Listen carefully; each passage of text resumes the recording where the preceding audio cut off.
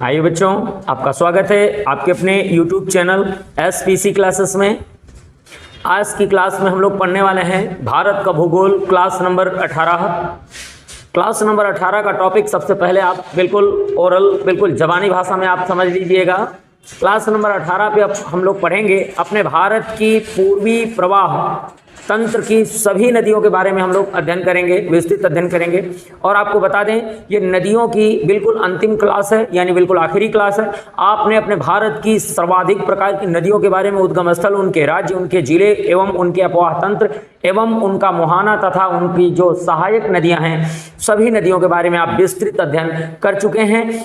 तो अब हम लोग चलते हैं, बिल्कुल आज की अपनी बिल्कुल आखिरी क्लास होगी जो कि नदियों के टॉपिक पर बिल्कुल अंतिम क्लास है। और आपका क्लास में हम लोग पढ़ेंगे, सबसे पहले शुरुआत करते हैं पूर्वी प्रवाह की नदियों की। अगर हम तो सबसे पहला प्रश्न ये आता है कि पूर्वी प्रवाह की नदी में सबसे लंबी नदी कौन सी आती है? तो वो नदी बिल्कुल नोट कर लें, वो नदी कौन सी है? गंगा नदी है। अब प्रश्न आता है कि बंगाल की खाड़ी में गिरने वाली सबसे लंबी नदी कौन सी है? बिल्कुल याद कर लीजिए, गंगा नदी है, जो कि बंगाल की खाड़ी में गिरने वाली सबसे लंबी नदी जो अपने भारत की है। परंतु क्वेश्चन ये जब पूछा जाए कि बंगाल की खाड़ी में गिरने वाली सबसे लंबी नदी कौन सी है, तो फिर इसका जवाब ब्रह्मपुत्र हो जाता है। परंतु क्वेश्चन एक बार फिर से जान लीजिएगा, भारत की सबसे लंबी नदी जो बंगाल की खाड़ी में गिरती है वो कौन सी नदी है? तो आंसर गंगा हो जाता है।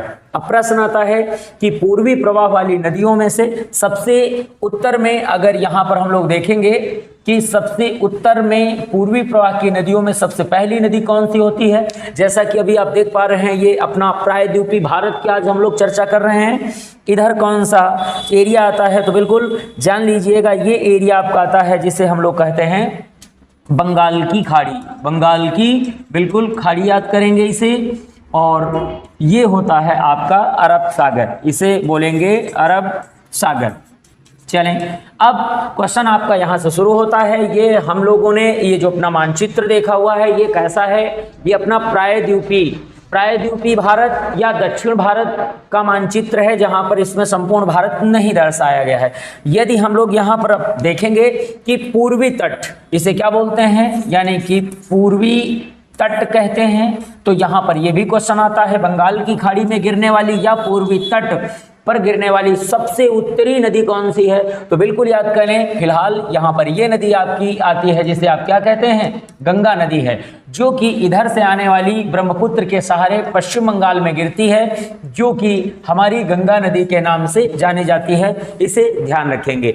ये उत्तर की ओर, सबसे उत्तर की ओर गिरने वाली पहली नदी है जो कि हमारी गंगा नदी है। यह हमारे बंगाल की खाड़ी में या फिर पूर्व तट में गिरने वाली सबसे उत्तरी नदी है, क्योंकि उत्तर से दक्षिण का सही क्रम हम लोग बिल्कुल सीरियल से याद करेंगे, जिसमें कि पिछली एसएससी जीडी की परीक्षा में जब क्वेश्चन को पूछा गया था कि सबसे दक्षिणी नदी कौन सी है, तो उसका जवाब यहाँ पर आप लोगों को करना था। तो अगर दक्षिणी नदी पूछी जा सकती है तो ये भी पूछा जा सकता है कि बंगाल की खाड़ी में या फिर पूर्वी तट पर गिरने वाली सबसे लंबी नदी कौन सी है? तो आंसर है लंबी नदी में गंगा नदी, इसी का जवाब आता है। और सबसे उत्तरी नदी कौन सी है? तो उसका जवाब भी आप गंगा नदी ही करेंगे। ठीक है, आइए चलते हैं। अब इसके बाद हम लोग देखते हैं कि दूसरी नदी जो यहाँ पर गिरती है मुख्य रूप से वो कौन सी नदी है। तो यहां पर हम लोग देख चुके हैं कि पहले नंबर पर बंगाल की खाड़ी में सबसे नंबर 1 पर गिरने वाली कौन सी नदी हो जाती है? तो आंसर गंगा हो जाता है। दूसरी नदी की हम लोग बात करेंगे तो सबसे पहले रांची का पठार, ये कौन सा राज्य है? झारखंड राज्य आपका होता है। झारखंड राज्य के रांची के पठार से निकलती है एक नदी जिसे हम क्या कहते हैं? स्वर्ण रेखा के नाम से जाना जाता है। ये स्वर्ण रेखा नदी कहां पर गिरती है? बिल्कुल याद रखेंगे, स्वर्ण रेखा नदी उड़ीसा। कौन से तट? यहाँ बिल्कुल संपूर्ण याद कर लीजिएगा, ये उड़ीसा का तट होता है, यानी कि ये उड़ीसा का तटीय एरिया है जहां पर स्वर्ण रेखा नदी गिर जाती है। अब इसके बाद ये आपकी गंगा के बाद यहाँ स्वर्ण रेखा देखते हैं। अब हम लोग चलते हैं अपनी दूसरी नदी जो सबसे बड़ी नदी है यहाँ पर तंत्र की, उड़ीसा की सबसे बड़ी नदी कही जाती है। अब हम लोग चलते हैं अपनी अगली नदी पर, जो कि महानदी कहा जाता है। इसे क्या कहते हैं? महानदी कहा जाता है। अब सबसे पहला प्रश्न आता है कि महानदी कहाँ से निकलती है, तो इसके बारे में सबसे पहला और जो इसका जवाब हम लोग देखेंगे वो बिल्कुल ये जो आता है, कौन सा राज्य आता है? ये छत्तीसगढ़ राज्य है। कौन सा है? इसे हम लोग छत्तीसगढ़ कहते हैं। तो छत्तीसगढ़ राज्य में ये कौन सी पर्वत श्रृंखला है? इसे हम लोग कहते हैं सिंघावा। सिंघावा श्रेणी कहा जाता है और इसी सिंघावा श्रेणी से ये नदी निकलती है, जिसे हम क्या कहते हैं?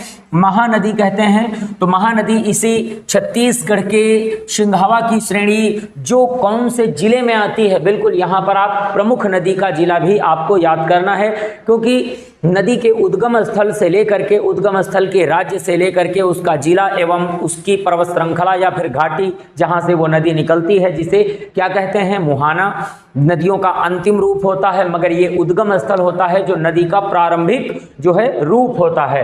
तो प्रारंभिक रूप क्या है? सिंघावा की श्रेणी। जिला कौन सा है? नया रायपुर। नोट कर लें बिल्कुल, कौन सा जिला है? नया रायपुर। नए रायपुर से ये नदी निकलती है और सिंघावा श्रेणी से होते हुए छत्तीसगढ़ होते हुए सीधे कहाँ चली जाती है? ये चली जाती है आपके सीधे उड़ीसा राज्य में, यानी उड़ीसा राज्य में चली जाती है। यह 2 राज्यों में प्रवाहित होने वाली नदी है जिसे हम महानदी कहते हैं। और उड़ीसा में कहाँ गिर जाती है? तो इस चीज़ को जरूर ध्यान रखेंगे, कटक।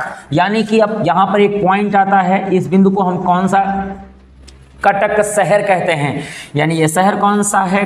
कटक शहर के नाम से जाना जाता है। ये उड़ीसा का सबसे प्रमुख तटीय शहर माना जाता है। अब प्रश्न आता है कि जब ये नदी, ये जिसे हम लोग कहते हैं महानदी, जब यहाँ पर पहुँचती है तो वो 2 अलग अलग भागों में बढ़ जाती है। यदि अगर हम लोग बात करें तो 2 अलग अलग भागों में बढ़ जाती है। एक भाग को हम लोग क्या कहते हैं? देखिएगा, बिल्कुल जल्दी से देखिएगा। यानी कि इसमें 2 पार्ट हो जाते हैं। ये 2 अलग अलग पार्ट में बढ़ जाती है। कहाँ पर बढ़ जाती है? कटक। यानी एक कटक शहर के इधर से, एक इधर से, दोनों बंगाल की खाड़ी में यानी कि पूर्वी तट पर गिरती हैं। तो एक नदी को विरूपा कहते हैं और दूसरी को कटजुरी कहते हैं। तो यहाँ पर बिल्कुल इनके नाम हम नोट करेंगे हम लोग। यानी कि इसका नाम क्या हम करते हैं? विरूपा। इसे किस नाम से जानते हैं? विरूपा के नाम से जाना जाता है। और इसे कटजुरी यानी कटजुरी के नाम से इसे जाना जाता है। 2 नदियां होती हैं, एक कटक से कटजुरी और विरूपा, ये 2 नदियों में विभक्त हो जाती है और अपने डेल्टा का निर्माण कहाँ करती है? उड़ीसा के सामने करती है, तट पर करती है, कटक के जस्ट सामने करती है अपने। तो महानदी का डेल्टा किस राज्य में बनता है? उड़ीसा राज्य में बनता है, याद रखेंगे। और गंगा नदी का डेल्टा कहाँ पर बनता है? जो कि ऊपर अभी हम लोगों ने पढ़ी थी। अगर इसको गंगा मान लेते हैं तो ये नदी पश्चिम बंगाल, यानी पश्चिम बंगाल में इस नदी का डेल्टा बनता है, जिसे हम क्या कहते हैं? गंगा नदी के नाम से जानते हैं। ये जरूर ध्यान रखेंगे। अगला प्रश्न, जैसे अभी हम लोग चर्चा करें कि ये जो गंगा नदी होती है, या फिर गंगा नदी पहली नदी हुई, दूसरी हुई स्वर्णरेखा, और तीसरी हम लोग देख रहे हैं कि पूर्वी प्रवाह की कौन सी नदी हो गई? यहाँ पर हमने देखा महानदी। अब प्रश्न आता है कि महानदी के साथ साथ पहले अगली नदी को देख लेते हैं। यहाँ कहाँ से आती है? ये उड़ीसा से ही निकलती है। यानी कि यहाँ हम लोग देखेंगे उड़ीसा से ही निकलने वाली दूसरी नदी का नाम क्या है, जिसे हम कहते हैं, ये उड़ीसा राज्य है और उड़ीसा से ही ये नदी निकलती है, जिसे ब्राह्मणी कहते हैं। किस नाम से जाना जाता है? ब्राह्मणी नाम से जाना जाता है। उड़ीसा राज्य से निकलती है, जो कि महानदी के जस्ट आगे ये नदी प्रवाहित होती है, जो उड़ीसा राज्य में बंगाल की खाड़ी में गिर जाती है। अब प्रश्न यहाँ पर आता है, स्वर्णरेखा और ब्राह्मणी नदियों के मध्य अपना डेल्टा कौन सी नदी बनाती है? तो महानदी बनाती है। ये भी वेरी वेरी मोस्ट क्वेश्चन होता है आपका। अब हम लोग चलते हैं, देखते हैं कि अपनी जो महानदी है, महानदी की जो प्रमुख छोटी छोटी सहायक नदियां हैं वो कौन सी नदियां हैं। जैसे कि पिछली गत परीक्षाओं में लगातार क्वेश्चन पूछे गए थे कि ऑयल रिवर किस नदी की सहायक नदी है, तो बिल्कुल ध्यान रखेंगे। यहाँ पर एक नदी आती है जिसे हम ऑयल रिवर कहते हैं, तेल नदी कहते हैं। तो तेल नदी बिल्कुल आपकी महानदी की सहायक नदी के नाम से जानी जाती है। आइए चलते हैं, एक एक क्वेश्चन को उठाते हैं हम लोग। सबसे पहले हमारी इसी सिंघावा की चोटी से निकलकर आने वाली एक नदी होती है ईव नदी, जो कि कहाँ पर ईव नदी मिल जाती है? हमारे छत्तीसगढ़ में ही बिल्कुल अंतिम सीमा पर मिल जाती है, जो कि हमारे यानी महानदी की सहायक नदी है। एक नदी है जोंक नदी जी, जो कि उड़ीसा राज्य के बिल्कुल सीमा पर मिल जाती है। दोनों ही नदियां जो हैं किसकी सहायक हो गई, एक जोंक नदी हो गई और एक इव नदी हो गई। इव को अवे नदी भी कहा जाता है, यानी कि अवे नदी के नाम से भी जाना जाता है, इव नदी के नाम से भी इसे जाना जाता है। अब प्रश्न यहाँ आ रहा है कि इसकी एक अगली नदी जो आकर के मिलती है कोयली नदी जो आपकी आती है छत्तीसगढ़ से निकलती है, जो कि उड़ीसा राज्य में आकर के मिल जाती है। इसे क्या कहते हैं, कोयली नदी के नाम से जाना जाता है। हंसदेव बांगो एक जल परियोजना बनी हुई है, तो हंसदेव बांगो जल परियोजना हंसदेव नदी पर बनी है। कहाँ पर, उड़ीसा राज्य में बनी हुई है। अब प्रश्न आता है कि ये नदी किसकी सहायक है, जो हंसदेव नदी होती है ये बिल्कुल महानदी की सहायक नदी है, जो उड़ीसा राज्य में मिलती है। अगली नदी है जिसे लौंग के नाम से जाना जाता है, ये किसकी सहायक है, महानदी की सहायक नदी है। अब प्रश्न आता है, इसके बाद एक नदी आती है जिसे शिवनाथ कहते हैं, ये उड़ीसा से निकल करके आती है, जो उड़ीसा में ही इसकी सहायक नदी बन जाती है। और अगली नदी है मांड नदी। मांड और जोइंकिंग एक नदी आती है जिसे जोइंकिंग भी कहते हैं, ध्यान रखेंगे, जोइंकिंग, मांड नदी और जोइंकिंग नदी के नाम से जाना जाता है। ठीक है, अब प्रश्न आता है कि इसकी दक्षिण में जैसे एक अमनेर नदी है जो उड़ीसा में मिल जाती है, और एक तेल नदी, यानी जिसे अभी हमने बोला था ऑयल रिवर किसे कहते हैं, ऑयल रिवर के नाम से किसे जाना जाता है, तेल नदी, जो उड़ीसा में महानदी की सहायक बन जाती है। ये इस पर जो है अपने भारत में अगर कहा जाए तो सबसे लंबा बांध बनाने वाली उड़ीसा के बिल्कुल यहीं कटक जिले में अपने भारत का सबसे लंबा बांध, जिसे हम लोग क्या कहते हैं, हीराकुंड बांध, यानी कि ये जो बांध बनाया गया है अपने भारत का सबसे लंबा बांध है, इसे क्या कहते हैं, बिल्कुल यहाँ पर नोट कर सकते हैं। क्वेश्चन होता है भारत का सबसे, बिल्कुल ध्यान रखेंगे, भारत का सबसे लंबा बांध, इसका नाम क्या है, तो बिल्कुल नोट कर लीजिएगा, हीराकुंड। ठीक है, हीराकुंड बांध होता है। ये बांध कहाँ पर है, उड़ीसा राज्य में बना है, बिल्कुल कटक में, और यह पूरी दुनिया का भी सबसे लंबे बांध के रूप में आता है, ये ध्यान रखेंगे।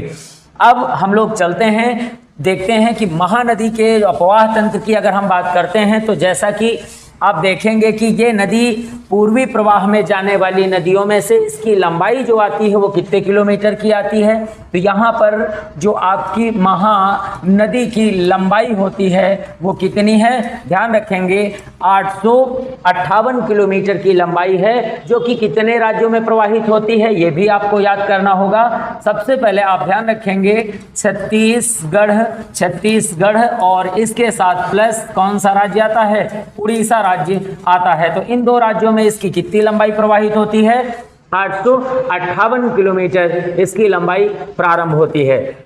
आइए अब हम लोग चलते हैं अपनी अगली नदी की ओर चलते हैं। ये आपकी नदियों में से देखेंगे तो गंगा, स्वर्णरेखा, महानदी, ब्राह्मणी हो गई। आइए अब हम लोग चलते हैं अपनी अगली नदी की ओर चलते हैं। तो अगली नदी में हम लोगों ने देखा कि जैसे कि सबसे पहला क्वेश्चन आ जाता है कि यहाँ पर ये जो आपकी नदी आ जाती है ये कौन सी आ जाती है, जिसे हम लोग कहते हैं यानी कि गोदावरी।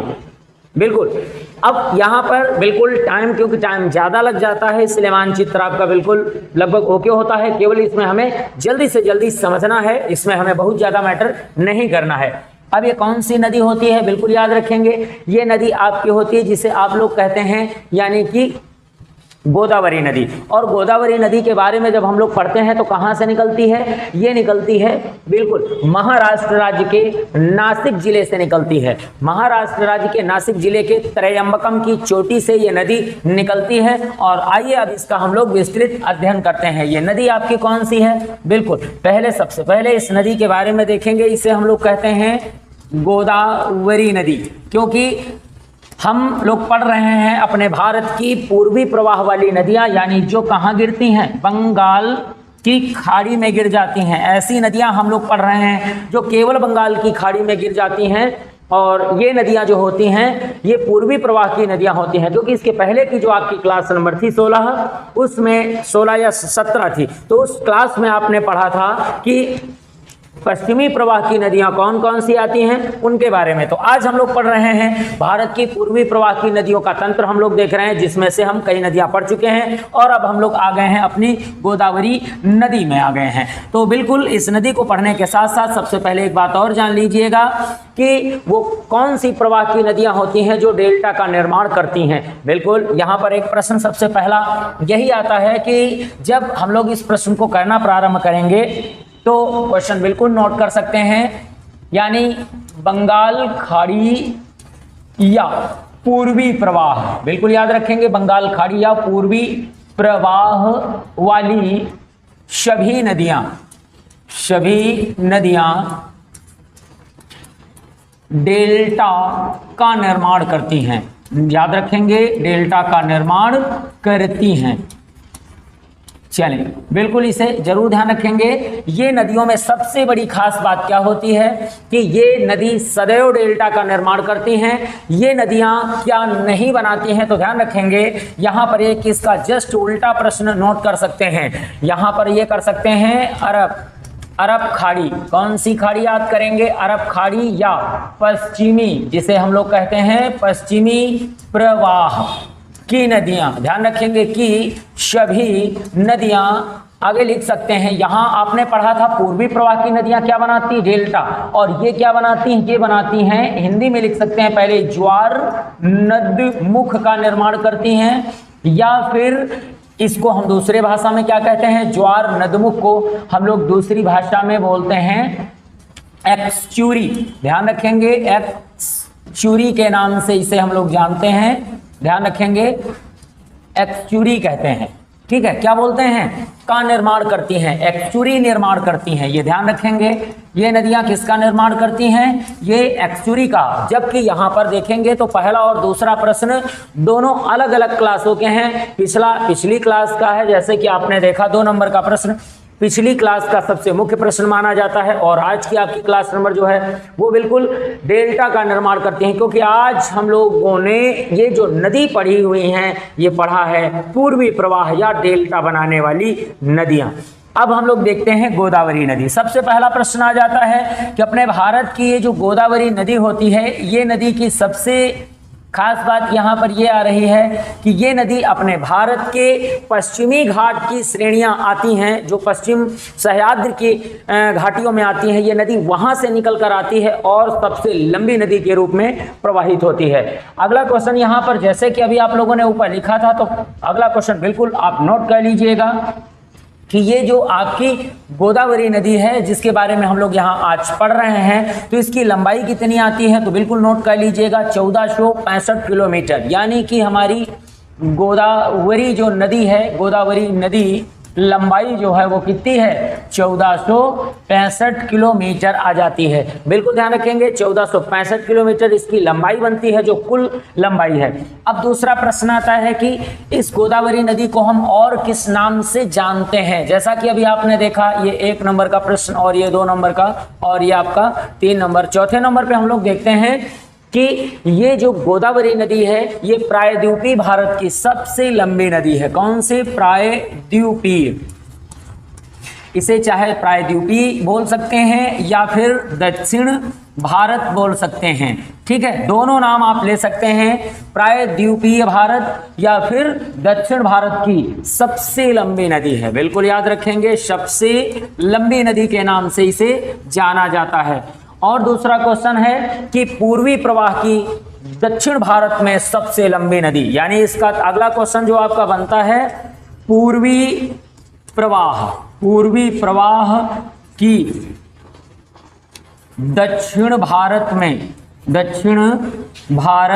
में सबसे लंबी नदी। ये भी आप याद रखेंगे, सबसे लंबी नदी ये कौन सी होती है। ध्यान रखेंगे, इसका आंसर भी आप गोदावरी ही करेंगे, क्योंकि दक्षिण भारत की सबसे लंबी नदी कौन सी है, गोदावरी नदी है। यानी कि अगले प्रश्न में आप बिल्कुल सिंपल सा क्वेश्चन नोट कर सकते हैं दक्षिण भारत की सबसे लंबी नदी, जैसा कि अभी आपने ऊपर देखा प्रायद्वीपीय भारत या दक्षिण भारत, आपने क्वेश्चन कर ही लिया है, दोबारा इसकी कोई जरूरत नहीं है। अब हम लोग चलते हैं अगले प्रश्न की, यानी कि प्रश्न यहाँ पर आ जाता है कि गोदावरी नदी ये जो आपकी होती है इसे हम क्या कहते हैं, इसे वृद्ध गंगा कहा जाता है, इसे बूढ़ी गंगा या वृद्ध गंगा के नाम से जाना जाता है, जो कि दक्षिण भारत में प्रवाहित होती है। और इसे क्या कहते हैं, इसे दक्षिण गंगा कहते हैं। अगले क्वेश्चन पे देखेंगे कि पूरा नाम गोदावरी नदी को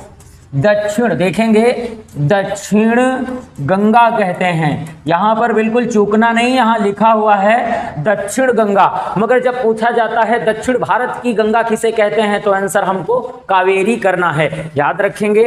यहां पर दक्षिण गंगा किसे कहते हैं तो इसका आंसर आप अपनी गोदावरी नदी ही करेंगे, इसका जवाब भी आपकी गोदावरी नदी होता है। और जैसा कि आपने देखा कि बंगाल की खाड़ी में गिरने वाली दक्षिण भारत की सबसे लंबी नदी कौन सी है, गोदावरी नदी है। आइए चलते हैं अब इसके बारे में, हम लोग इसके अपवाह के बारे में देखते हैं कि इसका अपवाह कहाँ से प्रारंभ होता है और इसके जो मुहाने के प्रश्न आते हैं वो कैसे हम लोग कंप्लीट करेंगे। तो चलते हैं, सबसे पहले हम लोग अपने महाराष्ट्र चलते हैं, यानी कि यहाँ पर राज्य कौन सा है तो बिल्कुल जान लीजिएगा, यहाँ पर आपका राज्य आता है MH, यानी महाराष्ट्र राज्य है। मान लीजिए इसे गुजरात है, हटा लीजिए, यहाँ पर कौन सा राज्य है, यहाँ महाराष्ट्र राज्य आपका आता है। और महाराष्ट्र राज्य का जिला कौन सा आता है तो बिल्कुल इसी समय नोट कर लें, नासिक जिला आता है। कौन सा जिला है, नासिक जिला है, जहां से ये हमारी नदी निकलती है, जिसे हम क्या कहते हैं, बिल्कुल याद कर लें, इसे गोदावरी के नाम से जाना जाता है। अब प्रश्न आता है कि ये पश्चिमी घाट पर्वत श्रृंखला में एक चोटियां आती हैं, वो कौन सी चोटियां हैं, इसे हम त्रयंबकम की चोटी कहते हैं। तो ध्यान रखेंगे, त्रयंबकम, यहाँ ये प्रश्न आपका आता है, त्रयंबकम की श्रेणी होती हैं, इन्हीं त्रयंबकम की श्रेणी से निकल करके ये गोदावरी नदी बंगाल की खाड़ी में गिरने वाली दक्षिण भारत की सबसे लंबी नदी हो जाती है। और यदि आपसे पूछा जाए कि ये अपने भारत की दूसरी सबसे लंबी नदी है, क्योंकि गंगा के बाद दूसरी सबसे लंबी नदी कौन सी होती है, बिल्कुल आपकी ये नदी होती है। और भारत की तीसरी सबसे लंबी नदी कृष्णा नदी होती है, ध्यान रखेंगे, भूलेंगे बिल्कुल नहीं। जैसा कि हमने आपको प्रश्न बताया कि भारत की सबसे लंबी नदी कौन सी है, गंगा है, और भारत की दूसरी सबसे लंबी नदी कौन सी है, गोदावरी है। भारत की तीसरी सबसे लंबी नदी कौन सी है, कृष्णा है। परंतु क्वेश्चन एक बार और सुन लीजिए, जब क्वेश्चन पूछा जाए कि भारत में प्रवाहित होने वाली सबसे लंबी नदी कौन सी है, तो अभी हम लोग इसकी पिछली क्लासों में पढ़ चुके हैं, ब्रह्मपुत्र नदी है, जिसकी लंबाई 2900 किलोमीटर होती है। कितने याद रखेंगे, 2900 किलोमीटर की इसकी लंबाई होती है। अब हम लोग चलते हैं अपने अगले स्टेप पे चलते हैं। अब प्रश्न यहाँ पर आता है कि ये गोदावरी नदी महाराष्ट्र राज्य के नासिक जिले की त्रयंबकम की श्रेणियों से निकलती है, और उसके बाद ये नदी महाराष्ट्र के नांदेड़ शहर से, कौन सा शहर, नांदेड़ शहर से होते हुए, नागपुर होते हुए सीधे ये नदी कहाँ चली जाती है, तेलंगाना राज्य में चली जाती है।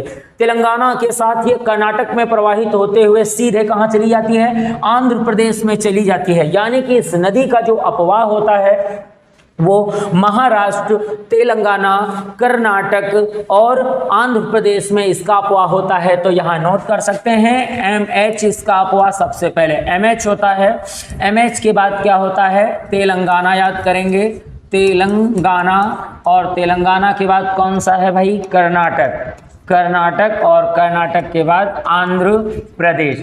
अब प्रश्न आता है कि गोदावरी नदी का उद्गम स्थल कौन सा राज्य है, तो आंसर महाराष्ट्र, और इसका जो मुहाना है कौन से राज्य में है, आंध्र प्रदेश में, ये बंगाल की खाड़ी में गिर जाती है। यानी कि यहाँ पर राज्य कौन सा है, तो यहाँ याद कर लीजिएगा, यहाँ राज्य आपका आता है आंध्र बिल्कुल प्रदेश याद रखेंगे। ये तटवर्ती जो आप देख पा रहे हैं एरिया, ये किसका है? ये आंध्र प्रदेश का आता है। अब हम लोग देखते हैं कि इसकी प्रमुख सहायक नदियां हैं कौन। इनकी प्रमुख सहायक नदियों में अगर हम लोग देखते हैं तो यहाँ पर वैन गंगा के नाम से इसे जाना जाता है, यानी कि वैन गंगा महाराष्ट्र के नासिक के समीप से ही यानी त्रयंबकम की श्रेणियों से ही निकल कर आती है, जो कि गोदावरी की नागपुर के समीप ही, बिल्कुल नागपुर के समीप ही गोदावरी नदी की सहायक नदी बन जाती है। दूसरी आती है जिसे हम पैन गंगा के नाम से जानते हैं, और यह नदी बिल्कुल नागपुर के आगे आकर के बिल्कुल इसी नदी में ही इसकी सहायक बन जाती है। उत्तर से मिलकर आने वाली अगली नदियों में प्राणहिता नदी है जो निजामाबाद, बिल्कुल याद रखेंगे ये आंध्र प्रदेश का एरिया पहले था मगर आज ये किसका है? ये तेलंगाना का है। तो तेलंगाना का जो निजामाबाद एरिया आता है यहाँ पर आकर के मिल जाती है, और हैदराबाद जो आपका आता है आप अच्छी तरीके से जानते हैं यहीं पर आकर के मिल जाती है, जिसे हम लोग क्या कहते हैं? प्राणहिता के नाम से जानते हैं। अगली नदी दूधना नदी आंध्र प्रदेश के बालाघाट में, कहां पर याद रखेंगे? बालाघाट में याद रखेंगे। दूधना नदी आंध्र प्रदेश के बालाघाट में आकर के गोदावरी नदी की सहायक नदी बनती है।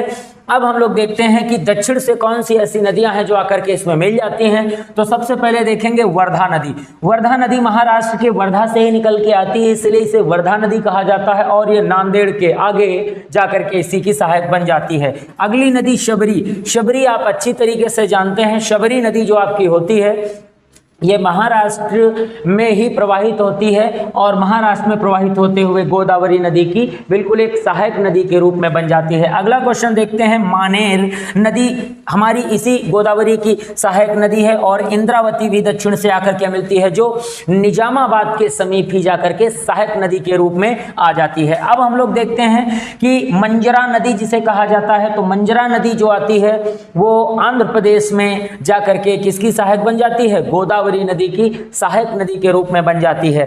अब प्रश्न यहाँ पर यह आता है कि इसकी एक प्रमुख विद्युत परियोजना बनी हुई है जो हमारी गोदावरी नदी पर बनी हुई है। तो एक आती है जिसे हम क्या कहते हैं? पोचमपात परियोजना और जायकवाड़ी परियोजना। तो एक बात को जरूर ध्यान रखेंगे, यहाँ पर महाराष्ट्र राज्य में ही, कौन से राज्य में? महाराष्ट्र, बिल्कुल याद कर लीजिएगा, इसे हम महाराष्ट्र राज्य ही मान लेते हैं। तो एक परियोजना को आप क्या कह सकते हो? एक परियोजना को पोचमपात परियोजना के नाम से जाना जाता है, और दूसरी किस नाम से जानी जाती है? तो बिल्कुल भाई भूलेंगे नहीं, 1 मिनट यहाँ पर हम लोग थोड़ा सा काम कर लेते हैं। ये अब देखेंगे जैसे कि अभी यहाँ से होते हुए ये नदी यहाँ अभी तक आई थी, ये आपका एरिया हो गया जो कि किसका है? महाराष्ट्र राज्य का है, और दूसरा ये भी महाराष्ट्र राज्य का है। अभी हमने बताया कि यहाँ पर एक परियोजना बनी है जिसे हम क्या कहते हैं? जल विद्युत परियोजना महाराष्ट्र राज्य में बनी है, जायकवाड़ी परियोजना। जायकवाड़ी जल विद्युत परियोजना के नाम से जाना जाता है, जल विद्युत परियोजना कहा जाता है। किस राज्य में बनी हुई है? तो ये नंबर 1 जायकवाड़ी परियोजना बनी हुई है महाराष्ट्र राज्य में। दूसरा क्वेश्चन देखेंगे, ये जल विद्युत परियोजना कहाँ पर बनी है? ये भी आपके महाराष्ट्र राज्य में ही बनी हुई है, जिसे हम क्या कहते हैं? ये नंबर 2 पोचमपात परियोजना, पोचमपात परियोजना के नाम से इसे जाना जाता है। ये भी आप बिल्कुल याद रखेंगे। अब प्रश्न आता है कि ये जो नदी होती है जिसे हम लोग क्या कहते हैं? गोदावरी नदी। अब गोदावरी नदी का जो डेल्टा होता है ये एक धान की फसल के लिए सबसे प्रमुख माना जाता है, क्योंकि गोदावरी नदी का डेल्टा का मैदानी भाग और कृष्णा नदी के क्षेत्र का मैदानी भाग किस नाम से जाना जाता है? तो यहाँ पर नदी आती है दूसरी जो अभी हम पढ़ेंगे जस्ट इसके बाद। ये कौन सी नदी आती है? ये अगर गोदावरी है तो इसे हम कहते हैं कृष्णा नदी कहते हैं, याद रखेंगे। और इस गोदावरी और कृष्णा नदी के बीच का जो एरिया आप देख रहे हैं, ये वाला जो डेल्टाई प्रदेश होता है और कुछ मैदानी प्रदेश होता है, तो इसे हम लोग कहते हैं केजी बेसिन। बिल्कुल याद रखेंगे, जैसे कि अभी आपने देखा इसे क्या कहते हैं? के और जी बेसिन, यानी केजी बेसिन के नाम से जाना जाता है, जो कि अपने भारत में चावल का कटोरा कहा जाता है। केजी बेसिन को क्या कहते हैं? को आगे नोट कर सकते हैं, चावल का कटोरा कहते हैं। ये बिल्कुल वेरी वेरी मोस्ट पॉइंट होता है जो बिल्कुल आपको याद करना है। परंतु यहाँ पर ज़्यादातर बच्चे कंफ्यूज हो जाते हैं कि यहाँ तो चावल का कटोरा छत्तीसगढ़ को कुछ बच्चे मानते हैं, नहीं, वो आंसर गलत होता है। छत्तीसगढ़ को धान की डलिया कहा जाता है। जैसा कि अभी आप लोगों ने देखा था, सिंघावा की जो श्रेणियां महानदी यहाँ से निकल करके आती है, वहाँ का जो चारों तरफ से घाटियों से घिरा और पर्वतों से घिरा हुआ जो मैदानी एरिया आता है, वहाँ पर धान की फसल सबसे प्रमुख रूप से मानी जाती है, इसलिए वहाँ पर धान की डलिया कहा जाता है जो छत्तीसगढ़ में है। मगर यहाँ पर आंसर आपने देखा क्या लिखा है, चावल का कटोरा। केजी बेसिन को कहते हैं, के से कृष्णा और जी से गोदावरी। बेसिन मीन्स मैदान, यानी इन दोनों नदियों का मैदान। आइए चलते हैं हम लोग अपनी अगली नदी के पास चलते हैं, और अगली नदी आपकी आ जाती है कृष्णा नदी। बिल्कुल, जैसे कि अभी देखेंगे कृष्णा नदी के बारे में हम लोग देखेंगे। ये नदी कौन सी है भाई, इसे हम लोग कहते हैं कृष्णा। जल्दी से देखते हैं। और ये जो आपकी कृष्णा नदी है, इसकी अगर हम लोग बात करें कृष्णा नदी तंत्र, और इसमें पूर्ण रूप से इसका एरिया कितना बनता है या फिर इसकी लंबाई कितनी बनती है, तो सीधे सीधे याद रखेंगे, पूरा क्लियर होता है 1400 किलोमीटर। जैसे कृष्णा नदी की यहाँ बात की गई तो इसकी लंबाई कितनी याद करेंगे, पूरी 1400 किलोमीटर की लंबाई याद करेंगे। जैसा कि अभी हमने बताया कि अपने भारत की ये जो कृष्णा नदी है, ये कौन से नंबर की, याद कर लीजिएगा, ये तीसरी सबसे बड़ी भारत की नदी है, यानी लंबी भारत की नदी है। क्वेश्चन बनता है, भारत की तीसरी सबसे लंबी नदी, बिल्कुल ध्यान रखेंगे, सबसे लंबी नदी कौन सी होती है, सबसे लंबी नदी तीसरे नंबर पर यही हमारी होती है, जिसे हम लोग क्या कहते हैं, कृष्णा नदी कहते हैं। अब हम लोग देखते हैं कि कृष्णा नदी भी पूर्वी प्रवाह की है, जैसा कि अभी हम लोगों ने तुरंत देखा। अब इसके बारे में हम लोग देखते हैं कि कृष्णा नदी की मुख्य विशेषताएं क्या हैं, कौन से राज्य से निकलती है और कहां से आती है। तो चलते हैं भाई, हम लोग इसके बारे में भी देखते हैं अपने अन्य क्वेश्चन। अब सबसे पहला प्रश्न ये बन जाता है कि ये जो कृष्णा नदी है, ये किस राज्य से आती है, तो ये भी MH राज्य से आती है, यानी कौन सा राज्य, महाराष्ट्र राज्य से निकलती है। और इसका जिला कौन सा बनता है, तो महाराष्ट्र राज्य का जो जिला होता है वो होता है सतारा। सतारा जिले से निकलती है। आपने पढ़ा है कि डलहौजी, इतिहास में पढ़ा है कि डलहौजी के द्वारा जो हड़प नीति लागू की गई थी, उस हड़प नीति के अंतर्गत सबसे पहले हड़पा गया जो रियासत थी, जो प्रांत था, वो कौन सा था, सतारा को ही सबसे पहले हड़पा गया था। और ये वही सतारा है जो महाराष्ट्र की एक रियासत का एरिया है। तो ये सबसे पहले जो है महाराष्ट्र के कहां से निकलती है, सतारा जिले से निकलती है। अब दूसरा प्रश्न आता है कि सतारा जिले की कौन सी श्रेणियों से निकलती है, श्रेणी कौन सी आती हैं, तो यहाँ पर महाबलेश्वरम की श्रेणी आती है, महाबलेश्वरम ये श्रेणी आती है जहां से निकलती है। और ये नदी कितने राज्यों में प्रवाहित होती है, तो ध्यान रखेंगे, ये नदी महाराष्ट्र राज्य होते हुए, कर्नाटक होते हुए, तेलंगाना होते हुए सीधे आंध्र प्रदेश में चली जाती है। यानी कि ये नदी भी भारत के 4 राज्यों में प्रवाहित होती है। कौन कौन से राज्य जो अभी हम लोगों ने पढ़े थे, सबसे पहले यहाँ पर MH आता है, फिर आपका तेलंगाना आ जाता है, फिर आपका कर्नाटक आ जाता है, और उसके बाद लास्ट में यहाँ पर कौन सा है, यहाँ पर आंध्र प्रदेश राज्य आ जाता है। तो बिल्कुल ध्यान रखेंगे, यहाँ सीधे ये नदी कहाँ चली जाती है, ये आपकी हो गई बंगाल की खाड़ी। ये बंगाल की खाड़ी में नदी सीधे गिर जाती है, ध्यान रखेंगे। अब प्रश्न आता है कि इसकी जो मुख्य सहायक नदियाँ हैं वो कौन कौन हैं, तो यहाँ पर अभी हम देखेंगे दूध गंगा के नाम से इसे जाना जाता है। ये किसकी सहायक नदी है, ये कृष्णा की सहायक नदी है। पंच गंगा के नाम से जाना जाता है, ये किसकी सहायक नदी है, बिल्कुल कृष्णा की है। मूसी नदी किसकी सहायक नदी है, कृष्णा की है। और डिंडी नदी किसकी सहायक है, कृष्णा की इसकी सहायक नदी है। अब हम लोग देखते हैं कि कोयना नदी जो दक्षिण से आकर के मिलती है, महाबलेश्वरम से ही कोयना नदी निकलती है और महाराष्ट्र में ही मिल जाती है। भीमा नदी भीम शंकर की श्रेणियों से निकलती है। पश्चिमी घाट सह्याद्री महाराष्ट्र में भीम शंकर की श्रेणियां आती हैं जहां से ये नदी निकलती है, और उसी के दक्षिण से मालप्रभा नदी निकलती है। अब बात हम लोग कर रहे हैं कि तुंगभद्रा नदी कर्नाटक में प्रवाहित होने वाली अगर हम बात करें तो ये यहाँ की एक मुख्य नदी के रूप में इसे जाना जाता है, जो कि जैसे कि अभी हमने देखा कि ये सारी की सारी नदियां किसकी सहायक हैं, तो कृष्णा नदी नदी की सहायक नदियां होती हैं। अब हम लोग यहाँ पर एक बार देख लेते हैं कि इसकी मुख्य सहायक नदियां कौन कौन सी हैं। तो दूध गंगा, पंचगंगा, मूसी, डिंडी, कोयना, भीमा, मालप्रभा और तुंगभद्रा इसकी सबसे मुख्य और वेरी मोस्ट इंपॉर्टेंट सहायक नदियों में आती है। अब आपने देखा इसका मुहाना कहाँ बनता है, तो मुहाना बनता है आंध्र प्रदेश में। उद्गम कहाँ बनता है, तो MH में बनता है। और अपवाह कितने राज्यों में है, 4 राज्यों में अपवाह होता है, बाकी इसकी सहायक नदियां हैं।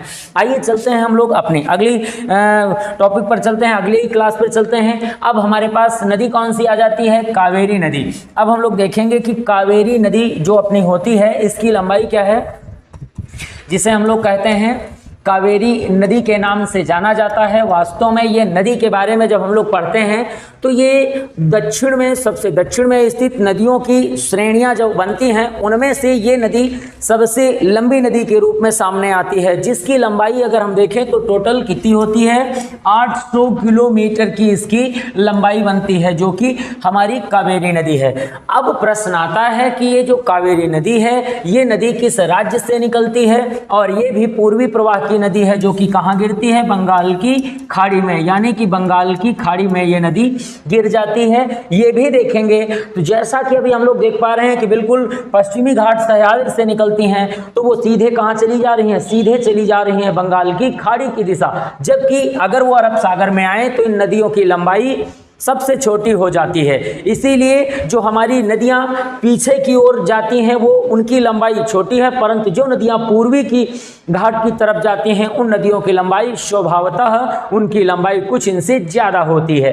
अब देखेंगे कि ये नदी कहाँ से निकलती है। जो कावेरी नदी की बात की गई तो अब प्रश्न यहीं से बिल्कुल याद करना शुरू कर लीजिए। ये कौन से राज्य से, यहाँ एक काल्पनिक रूप मान लीजिएगा, ये राज्य कौन सा है, कर्नाटक राज्य से निकलती है। कर्नाटक राज्य से निकलती है और कर्नाटक राज्य का जिला कौन सा बनता है, ध्यान रखेंगे, कुर्ग जिले से निकलती है। कर्नाटक राज्य का जिला कौन सा है, यहाँ ध्यान रखेंगे, इसका जो जिला बनता है, डिस्ट्रिक्ट बनता है, वो कुर्ग जिला बनता है।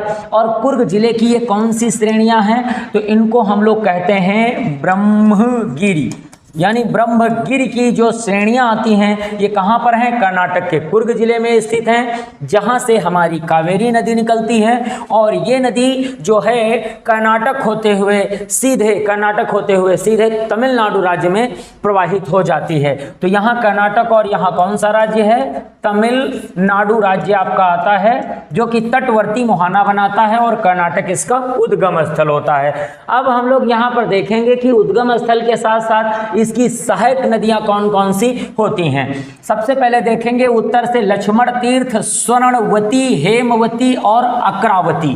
ध्यान रखेंगे, लक्ष्मण तीर्थ, स्वर्णवती, हेमवती, अकरावती। और उसके बाद काबिनी, भिवानी, अमरावती।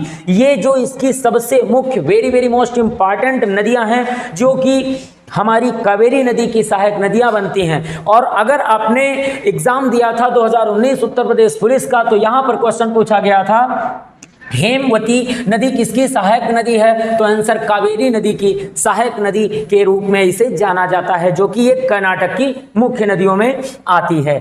अब ये नदी के बारे में देखेंगे तो हम लोग क्या यहाँ पर प्रश्न बनता है, एक प्रश्न आपको बिल्कुल नोट कर लेना है इसे बिल्कुल जल्दी से, कि जिसे हम कहते हैं दक्षिण भारत की गंगा किसे कहते हैं, दक्षिण भारत की गंगा। यहाँ पर देखेंगे प्रश्न में अंतर मिलेगा।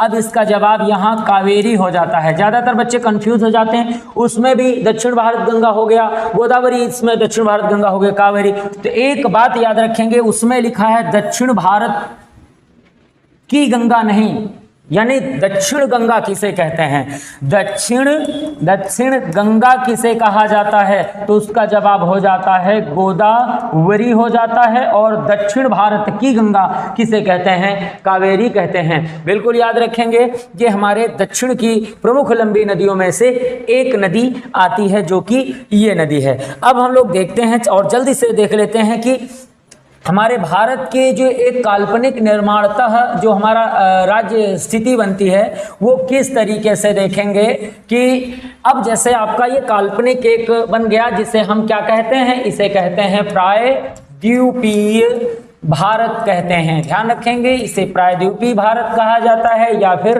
दक्षिण भारत के नाम से इसे हम जानते हैं। इसमें तटवर्ती राज्यों की संख्या, ये जो जितनी लंबाई देख रहे हैं इसकी लंबाई बराबर है 6100 किलोमीटर, यानी कि यहां से लेकर के जहां से जल भरा हुआ है अरब सागर और बंगाल की खाड़ी, इसकी लंबाई यहां से होते हुए ये टोटल कितनी है, ये मुख्य तटीय भूमि की लंबाई है 6100 किलोमीटर। अब इसमें जैसा कि अभी हम लोगों ने देखा हुआ है कि कौन सी नदियां हैं जो क्रमशः आगे की ओर जाती हैं, तो बिल्कुल क्लास के आखिरी में ये देख लेते हैं कि सीरियल बाय सीरियल कौन सी नदियां बनती हैं जो कि हमारी बंगाल की खाड़ी में गिर जाती हैं। आइए देखते हैं, एक एक पॉइंट को हम लोग उठाते हैं और आगे बढ़ते हैं। यहाँ पर सबसे पहले देखेंगे कि हमारे भारत की नदियों में से सबसे पहले अभी हम लोगों ने पढ़ा था, यहाँ पर नदी कौन सी आ जाती है, ये सबसे प्रमुख नदी आ जाती है जिसे हम कहते हैं गंगा। ये कौन सी नदी हो गई, गंगा नदी हो गई, जो बंगाल की खाड़ी में गिरती है। बंगाल की खाड़ी, गंगा नदी की एक वितरिका आती है जो कि इसे क्या कहते हैं, हुगली कहते हैं। ये गंगा की वितरिका है, पश्चिम बंगाल के फरक्का से निकलती है। अब देखेंगे झारखंड से निकलने वाली, रांची के पठार से निकलने वाली कौन सी नदी होती है, जिसे हम क्या कहते हैं, स्वर्ण रेखा नदी के नाम से जाना जाता है। अब इसके बाद अभी हम लोगों ने तुरंत पढ़ा हुआ है, छत्तीसगढ़ के रायपुर से निकलने वाली कौन सी नदी होती है, जिसे हम कहते हैं महानदी के नाम से इसे हम जानते हैं, जो कि बंगाल की खाड़ी में गिर जाती है।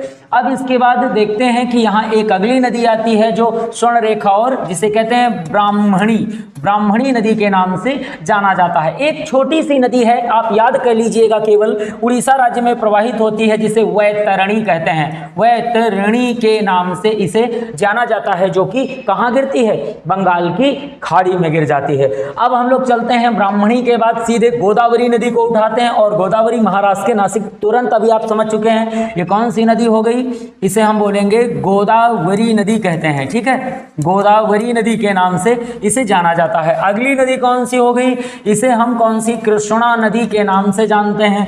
अगली नदी आपकी हो गई जिससे आप क्या कहते हैं, कावेरी नदी के नाम से इसे जाना जाता है। अब हम लोग चलते हैं बिल्कुल अंतिम छोर की ओर चलते हैं, जहां पर इन नदियों का बिल्कुल आखिरी घेराव होता है। अब प्रश्न आता है कि केरल की एक नदी है जो केरल से प्रवाहित होते हुए तमिलनाडु जाती है, जिसे क्या कहते हैं, पेन्नार नदी के नाम से जाना जाता है। अब आपके पास ये जो सामने ग्राफ आपको बिल्कुल दिख रहा है, इस ग्राफ के अंतर्गत क्वेश्चन कहा जाता है, पूर्वी घाट की ओर या बंगाल की खाड़ी में गिरने वाली सबसे उत्तरी कौन सी, सबसे उत्तरी नदी कौन सी है, याद कर लीजिए, यहाँ पर ये गंगा हो गई। और यहाँ सबसे दक्षिणी नदी कौन सी है, तो सबसे दक्षिणी नदी जो बन जाती है वो पेन्नार बन जाती। कहाँ गिरती है, तमिलनाडु में गिरती है, इसे याद रखेंगे। ये कहाँ गिरती है, पश्चिम बंगाल राज्य में गिर जाती है। और ये जो पेन्नार नदी है, इस नदी के बाद अपने भारत की कोई ऐसी नदी नहीं जो दक्षिण में तमिलनाडु में बंगाल की खाड़ी में गिरती हो। तो ये जो आपने क्रम देखा है, ये बिल्कुल बंगाल की खाड़ी में गिरने वाला, या फिर ये कह सकते हैं ये कौन सी नदियां हैं, इन्हें कहा जाता है डेल्टा बनाने वाली नदियां। इसे कहते हैं डेल्टा बनाने वाली नदियों के नाम से जाना जाता है। और मिलते हैं अगली क्लास में, तब तक के लिए जय हिंद।